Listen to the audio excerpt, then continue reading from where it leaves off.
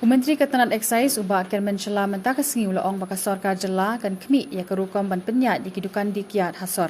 Ula penpawi kini namar babun ki Dukan Kyiad hasor ki dan hajan ki skul bat ki college bat ki jaka mani belai.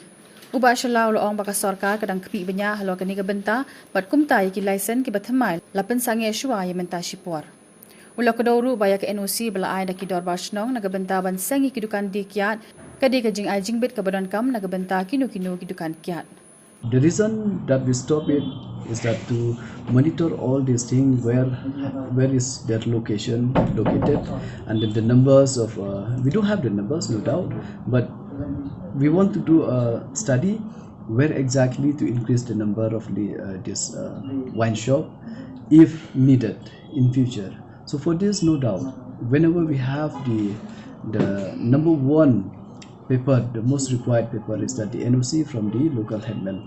So whenever we have, the applicant, he have this NOC from the Rangba Shillong, and then he can go ahead with a different kind of paperwork to be completed, and then go ahead with the license.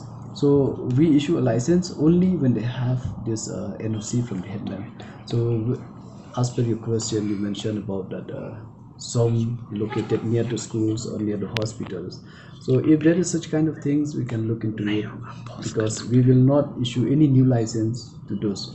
The existing, the old one, it might have been there. It's not in my knowledge yet, but the new one we will never issue, because there are procedures to be followed, so which we will not allow that to happen.